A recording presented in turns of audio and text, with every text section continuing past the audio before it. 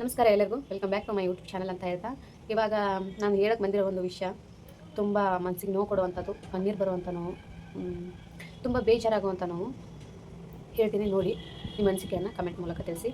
Video ಹಾಕ್ತೀನಿ, ನೋಡ್ಕೊಂಬನ್ನಿ. मेरे मरने के बाद सब फंसेंगे। कौन कौन सब फंसेंगे? कौन सब फंसेंगे? पुलिस वाले फंसेंगे, फंसेंगे वो लोग, वो सब फंसेंगे। तो पुलिस वालों ने क्या किया है? मार डालने में वो मारना चाहते हैं। क्यों मारना चाहते हैं? मारना चाहते हैं, नहीं चाहते हैं लड़की जिए। क्यों क्यों ऐसा क्या है जो चाहते हैं लड़की जिए ना?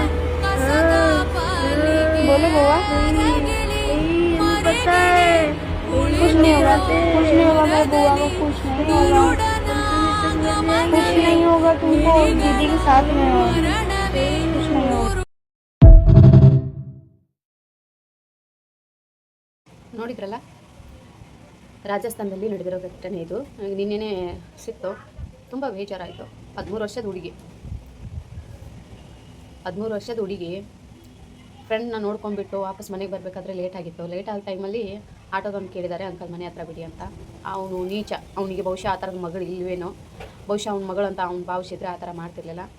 ಆ ಹುಡುಗಿನ ಸರಿನಮ್ಮ ಅಂತ ಕರ್ಕೊಂಡು ಹೋಗ್ಬಿಟ್ಟು ಗಲ್ಲಿ ಎಲ್ಲ ಸುತ್ತಿದ ಮೇಲೆ ಆ ಮಗು ಕೇಳಿದೆ, ಅಂಕಲ್ ನಮ್ಮ ಮನೆ ರೂಟ್ ಇದಲ್ಲ ಅಂತ ಹೇಳ್ಬಿಟ್ಟು. ಅವನು ಇಲ್ಲ, ನಾನು ಶಾರ್ಟ್ಕಟ್ಟಲ್ಲಿ ಕರ್ಕೊಂಡು ಹೋಗ್ತಿದ್ದೀನಿ ಅಂತ ಹೇಳ್ಬಿಟ್ಟು ದೊಡ್ಡ ಹೋಟೆಲ್ ಮುಂದೆ ಸ್ಟಾಪ್ ಮಾಡಿ ಆ ಹೋಟೆಲ್ ಅವ್ರಿಗೆ ಮಾರಾಟ ಮಾಡಿದ್ದಾನೆ. ಏನಕ್ಕೆ ಮಾರಾಟ ಮಾಡಿದ್ದಾನೆ ಅಂದರೆ ಸೆಕ್ಸ್ ವರ್ಕರಾಗಿ ಕೆಲಸ ಮಾಡೋದು. ದುಡ್ಡು ತೊಗೊಂಡ್ಬಿಟ್ಟು ಹೋಟೆಲ್ನವ್ರಿಗೆ ಮಾರಾಟ ಮಾಡಿಬಿಟ್ಟಿದ್ದಾನೆ. ಅದು ಚಿಕ್ಕ ಮಗು ಅಂತ ನೋಡಿದೆ. ಆ ಹೋಟೆಲ್ ಓನರ್ ಕೂಡ ಆ ಮಗುಗೆ ಆಲ್ಕೋಹಾಲ್ ಕುಡಿಸ್ಬಿಟ್ಟು 5 ದಿನದೊಳಗೆ 30 ಜನ ಸೇರಿಬಿಟ್ಟು ಆ ಮಗುನ ಅತ್ಯಾಚಾರ ಮಾಡಿದ್ದಾರೆ. 13 ವರ್ಷದ ಮಗು ಅದು. ಇಲ್ಲಿ ಏನು ಹೇಳಬೇಕು ಅಂತಲೇ ಗೊತ್ತಾಗ್ತಿಲ್ಲ. 13 ವರ್ಷದ ಮಗು ಮೇಲೆ 30 ಜನ ಸೇರಿಬಿಟ್ಟು 5 ದಿನ ಆಲ್ಕೋಹಾಲ್ ಕುಡಿಸ್ಬಿಟ್ಟು ಅತ್ಯಾಚಾರ ಮಾಡ್ತಾರೆ ಅಂದರೆ ಇದು ಸುಮ್ಮನೆ ಒಂಥರ ಮೈ ಜುಮ್ ಅನ್ನತ್ತೆ. ಏನಕ್ಕೆ ಈ ಥರ ಆಗ್ತಿದೆ ಅಂತಲೂ ಗೊತ್ತಿಲ್ಲ. ನಮ್ಮ ಜನಗಳು ಏನಕ್ಕೆ ಅರ್ಥ ಮಾಡ್ಕೊತಿಲ್ಲ ಗೊತ್ತಿಲ್ಲ. ಇವಾಗ ರಾಜಸ್ಥಾನದಾಗಿರೋದು ನಾಳೆ ನಿಮ್ಮ ಮನೆ ಹೆಣ್ಮಕ್ಳಿಗೂ ಆಗುತ್ತೆ. ಆಮೇಲೆ ಎಚ್ಚೆತ್ಕೊಳ್ಳೋದು ನಮ್ಮ ಜನ. ಅಲ್ಲಿವರೆಗೂ ಜನ ಎಚ್ಚೆತ್ಕೊಳ್ಳಲ್ಲ.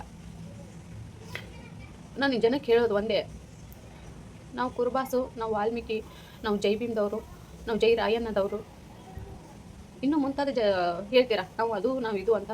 ಮೊದಲು ಮನೆ ಹೆಣ್ಮಕ್ಕಳಿಗೆ ಅಥವಾ ನಿಮ್ಮ ಊರಿನ ಹೆಣ್ಮಕ್ಕಳಿಗೆ ಅಥವಾ ನಮ್ಮ ಕರ್ನಾಟಕದಲ್ಲಿ ಎಲ್ಲೇ ಒಬ್ಬಂಟಿಯಾಗಿರೋ ಹೆಣ್ಣನ್ನು ನೋಡಿಬಿಟ್ಟು ಕಾಮುಕ ದೃಷ್ಟಿಯಿಂದ ನೋಡೋದನ್ನು ಬಿಟ್ಟು ನಿಮ್ಮ ಅಕ್ಕ ತಂಗಿನೋ ಅಥವಾ ನಿಮ್ಮ ತಾಯಿನೋ ಅಂತ ತಿಳ್ಕೊಂಡ್ಬಿಟ್ಟು ಒಂದು ಸಲ ನೋಡಿದರೆ ಈ ಥರದ್ದು ಆಗಲ್ಲ, ಎಲ್ಲೂ ಆಗಲ್ಲ. ಇತ್ತೀಚೆಗೆ ಏನಾಗ್ತಿದೆ ಅಂದರೆ ಮೊನ್ನೆ 4 ವರ್ಷದ ಮಗು ಮೇಲಾಗಿದೆ. ಇನ್ನೂ ಏನಾಗಬೇಕು ಅಂತ ಜನ ತುಂಬ ವಿಕೃತ ಮನಸ್ಸಿಂದ ಕೂಡಿದೆ. ಇತ್ತೀಚೆಗೆ ಹೇಳ್ಬೇಕಂತಂದರೆ ಆ ಮಗು ನರಳುತ್ತಿರೋದನ್ನು ನೋಡಿದರೆ ಆ ತಂದೆ ತಾಯಿ ಯಾವ ಥರ ಅನಿಸಬೇಕು ಅಂತ ಇಮೇಜಿನ್ ಕೂಡ ಮಾಡೋಕ್ಕೂ ಆಗ್ತಿಲ್ಲ. 13 ವರ್ಷದ ಮಗು ಅದು 30 ಜನ ಸೇರಿಬಿಟ್ಟು ಅತ್ಯಾಚಾರ ಮಾಡಿದ್ದಾರೆ ಅಂದರೆ ಆ ಮಗು ಏನು ನೋವು ಅನುಭವಿಸಿರ್ಬೇಕು, ಅದು ಯಾವ ಥರ ನೆರಳಾಡ್ತಿದೆ ಅಂತಲೇ ನೋಡೋಕ್ಕಾಗ್ತಿಲ್ಲ. ತುಂಬ ಹಿಂಸೆ ಆಗ್ತಿದೆ. ನಾನು ಹೇಳೋದು ಒಂದೇ ಜನರಿಗೆ, ಇವಾಗ BJP ಬರುತ್ತೆ, ನಮ್ಮದು ಕಾಂಗ್ರೆಸ್ ಪಕ್ಷ, ನೀವು BJPಗೆ ಓಟ್ ಹಾಕಿದರೆ ಹಂಗೆ ಮಾಡ್ತೀವಿ, ಕಾಂಗ್ರೆಸ್ಗೆ ಓಟ್ ಹಾಕಿದರೆ ನಾವು ಹಿಂಗೆ ಮಾಡ್ತೀವಿ, ಕೊಟ್ಟರಲ್ಲ ಮನೆ ಸಿದ್ದರಾಮಯ್ಯ, ರೇಷನ್ ಕಾರ್ಡ್ ಇರೋರಿಗೆ 2000 ರೂಪಾಯಿ, ಬಸ್ ಫ್ರೀ ಅಂತ. ಇದು ಏನಕ್ಕೂ ಯೂಸ್ ಆಗಲ್ಲ. ಇದು ಚಿಕ್ಕ ಮಕ್ಕಳಿಗಾಗಲಿ ಅಥವಾ ಹೆಣ್ಮಕ್ಳಿಗಾಗಲಿ ನಿಜವಾಗ್ಲೂ ಇದು ಯಾವುದೂ ಸದುಪಯೋಗ ಆಗಿಲ್ಲ. ಇವಾಗಿನ ಎಜುಕೇಟೆಡ್ ಜನ ಯೂತ್ಸ್ ಜನಕ್ಕೆ ಹೇಳೋದು ಏನಪ್ಪ ಅಂತಂದರೆ, ವೋಟಿಂಗ್ ಮಾಡಬೇಕಾದ್ರೆ ಈ ಸಾರಿ ವೋಟಿಂಗ್ ಮಾಡಬೇಕಾದ್ರೆ ನಮ್ಮ ಮನೆ ಹೆಣ್ಮಕ್ಳಿಗೆ ಸರ್ಕಾರದಿಂದ ಏನು ರಕ್ಷಣೆ ಸಿಗುತ್ತೆ, ಸ್ಟ್ರಿಕ್ಟಾಗಿ ಏನು ರಕ್ಷಣೆ ಮಾಡ್ತಾರೆ. ಯಾವನು ರೇಪಿಸ್ಟೋ, ಯಾವನು ರೇಪ್ ಮಾಡ್ತಾನೋ ಅವನಲ್ಲೇ ಜನಗಳಿಗೆ ಕೊಟ್ಟು ಬಿಡಬೇಕು, ಇಲ್ಲ ಅಲ್ಲೇ ಜನರ ಮಧ್ಯೆ ಗಲ್ಲಿಗೇರಿಸಬೇಕು. ಈ ಥರ ಕಾನೂನು ಬಂದರೆ ಮಾತ್ರ BJP ಸರ್ಕಾರ ಆದರೂ ಆಗಲಿ ಅಥವಾ ಕಾಂಗ್ರೆಸ್ ಸರ್ಕಾರ ಆದರೂ ಆಗಲಿ, ಯಾವುದೇ ಸರ್ಕಾರ ಆದರೂ ಅಷ್ಟೇ, ಹೆಣ್ಮಕ್ಳಿಗೆ ರೇಪ್ ಆಗಲಿ ಅಥವಾ ಚುಡಾಯಿಸೋದಾಗಲಿ ಯಾರೇ ಏನಾದರೂ ಮಾಡಿದರೆ. ಇವಾಗ ಹೆಣ್ಮಕ್ಳ ಪರಿಸ್ಥಿತಿ ಹೆಂಗಪ್ಪ ಆಗಿದೆ ಅಂದರೆ, ಮನಸ್ಸು ಬಿಚ್ಚಿ ಅಥವಾ ಮೈ ಮರೆತು ಜೊತೆಗಿರೋ ಅಣ್ಣ ತಮ್ಮರ ಜೊತೆ ಕೂತ್ಕೊಳ್ಳೋಕ್ಕೂ ಆಗಲ್ಲ, ಹುಟ್ಟಿಸಿರೋ ಅಪ್ಪನ ಜೊತೆ ಕೂತ್ಕೊಳ್ಳೋಕ್ಕೂ ಆಗಲ್ಲ. ಅಷ್ಟೊಂದು ಭಯದಿಂದ ಬದುಕಬೇಕಾಗಿದೆ. ಚಿಕ್ಕ ಮಕ್ಕಳನ್ನು ಅವ್ರ ಅಪ್ಪನ ಹತ್ರ ಆಗಲಿ ಅಥವಾ ಅಣ್ಣ ತಮ್ಮರ ಹತ್ರ ಆಗಲಿ ಯಾರ ಹತ್ರನೂ ಬಿಟ್ಟೋಗೋಕ್ಕೆ ಭಯ ಆಗುತ್ತೆ ಒಂದೊಂದು ಸರಿ. ದಯವಿಟ್ಟು ಎಲ್ಲರೂ ಕೇಳ್ಕೊಳ್ಳೋದು ನಾನು ಒಂದು ಇಷ್ಟೇ, ವೋಟ್ ಹಾಕೋಕ್ಕಿಂತ ಮುಂಚೆ ಈ ಸರಿ ಯಾರ್ಯಾರು ವೋಟ್ ಮಾಡ್ತೀರಾ, ದಯವಿಟ್ಟು ನಿಮ್ಮ ಮನೇಲಿ ಹೆಣ್ಮಕ್ಳು ಇರೋದೇ ನಿಜ, ನೀವು ಹೆಣ್ಮಕ್ಳು ಪ್ರೀತಿ ಮಾಡೋದೇ ನಿಜ ಆಗಿದ್ದರೆ, ಹೆಣ್ಮಕ್ಳನ್ನ ಗೌರವಿಸೋದೇ ನಿಜ ಆಗಿದ್ದರೆ ಕಠಿಣವಾದ ಶಿಕ್ಷೆಯನ್ನು ನಮ್ಮ ಸರ್ಕಾರ, BJP ಸರ್ಕಾರನಾದರೂ ಆಗಲಿ ಕಾಂಗ್ರೆಸ್ ಸರ್ಕಾರನಾದರೂ ಆಗಿರಲಿ, ಯಾವುದೇ ಸರ್ಕಾರ ಕಠಿಣವಾದ ಶಿಕ್ಷೆ ತರೋವರೆಗೂ ವೋಟ್ ಮಾಡಬೇಡಿ, ಯಾರಿಗೂ ವೋಟ್ ಮಾಡಬೇಡಿ. ಬರಲಿ ನಿಮ್ಮ ಮನೆ ಬಾಗಿಲು ಮಟ್ಟ ಬರ್ತಾರಲ್ವಾ, ವೋಟ್ ಕೇಳಕ್ಕೆ ಪ್ರತಿಯೊಂದು ಮನೆಗೆ ಬರ್ತಾರೆ. ವೋಟ್ ಕೇಳಿದ ಮೇಲೆ ನಿಮ್ಮ ಮನೇಲಿ ರೇಪ್ ಆಗಿದೆ ಅಂತ ಹೇಳ್ಬಿಟ್ಟು ಯಾರಾದರೂ ಒಬ್ಬರಾದರೂ ಬಂದು ಕೇಳ್ತಾರಾ? ಕೇಳಲ್ಲ. ಅದಕ್ಕೋಸ್ಕರನೇ ಅವ್ರು ಓಟ್ ಕೇಳಕ್ಕೆ ಬರ್ತಾರಲ್ವಾ, ಪ್ರತಿಯೊಂದು ಮನೆಯಲ್ಲೂ ಹೆಣ್ಮಕ್ಳು ಅಥವಾ ಹೆಣ್ಮಕ್ಳು ಇರೋ ಮನೇಲಿ ಗಂಡ್ಮಕ್ಳು ಯಾರಾದರೂ ಒಬ್ಬರು ಈ ಥರ ಮಾತಾಡಿದ್ರೆ ಏನಾದರೂ ಖಂಡಿತ ಆಗುತ್ತೆ. ಯಾಕಾಗಲ್ಲ ಒಂದೇ ದಿನಕ್ಕೆ ಲಾಕ್ಡೌನ್ ಮಾಡ್ತಾರೆ, ಒಂದೇ ದಿನಕ್ಕೆ ನೋಟ್ ಚೇಂಜ್ ಮಾಡ್ತಾರೆ, ಒಂದೇ ದಿನಕ್ಕೆ ಜಮೀನೆಲ್ಲ ತೊಗೊಂಡ್ಬಿಟ್ಟು ಏನಾದರೂ ಗೌರ್ಮೆಂಟ್ ಸ್ಕೀಮ್ ಇದ್ರೆ ಅದು ಮಾಡ್ತಾರೆ. ಇಂಥದ್ದೇನು ಕಾನೂನು ತರೋಕ್ಕಾಗಲ್ಲ, ಎಲ್ಲನೂ ಆಗುತ್ತೆ. ನಾವೇ ಸರ್ಕಾರ, ನಾವು ಮನಸ್ಸು ಮಾಡಿದ್ರೆ ಏನು ಬೇಕಾದರೂ ಆಗುತ್ತೆ. ದಯವಿಟ್ಟು ಎಲ್ಲರೂ ಓಟ್ ಹಾಕೋಕ್ಕಿಂತ ಮುಂಚೆನೇ ನಿಮ್ಮ ಬೇಡಿಕೆಯನ್ನು ಅವ್ರು ಮುಂದಿಡಿ. ರೇಪಿಸ್ಟ್ಗಳಿಗೆ, ರೇಪ್ ಮಾಡಿದವ್ರಿಗೆ ಕಠಿಣವಾದ ಶಿಕ್ಷೆ ಅಲ್ಲೇ ಆಗಬೇಕು, ಜನರ ಮುಂದೆನೇ ಆಗಬೇಕು ಅಂತ. ಆಮೇಲೆ ನೀವು ಕಾಂಗ್ರೆಸ್ ಸರ್ಕಾರ ತೊಗೊಂಬನ್ನಿ, BJP ಸರ್ಕಾರ ಆದರೂ ತೊಗೊಂಬನ್ನಿ, ಮೊದಲು ಹೆಣ್ಮಕ್ಳಿಗೆ ರಕ್ಷಣೆ ಕೊಡಿ. ಇಷ್ಟು ಹೇಳೋಕ್ಕೆ ಇಷ್ಟಪಡ್ತೀನಿ. ಇನ್ನೊಂದು ಏನಂತಂದರೆ, ಹೆಣ್ಮಕ್ಳೇ ಎಲ್ಲರೂ ಅಕ್ಕ ತಂಗಿರಿಗೆ ನಾನು ಹೇಳೋದಷ್ಟೇ, ಎಲ್ಲರೂ ಅಂತಲ್ಲ, ಇದರಲ್ಲಿ ಕೆಲವೊಂದಿಷ್ಟು ಹೆಣ್ಮಕ್ಳಿದ್ದಾರೆ ಅರ್ಧಂಬರ್ಧ ಬಟ್ಟೆ ಹಾಕೊಂಡ್ಬಿಟ್ಟು ಸೋಷಿಯಲ್ ಮೀಡಿಯಾದಲ್ಲಿ ಅಸಹ್ಯವಾದ ವೀಡಿಯೋಗಳನ್ನು ಹಾಕೋದನ್ನು ದಯವಿಟ್ಟು ನಿಲ್ಲಿಸಿ. ನೀವು ಮಾಡಿರೋ ಕರ್ಮಕ್ಕೆ ಆ ವಿಡಿಯೋನ ಕಾಮಕರು ಯಾರ್ಯಾರು ನೋಡ್ತಾರೋ ಆ ಟೈಮಲ್ಲಿ ಅವ್ರಿಗೆ ಚಿಕ್ಕ ಮಗು ಆದರೂ ಕಣ್ಣಿ ಕಾಣಲ್ಲ, ದೊಡ್ಡವ್ರಾದ್ರೂ ಕಾಣಲ್ಲ, ವಯಸ್ಸಾಗಿರೋರಾದ್ರೂ ಕಾಣಲ್ಲ.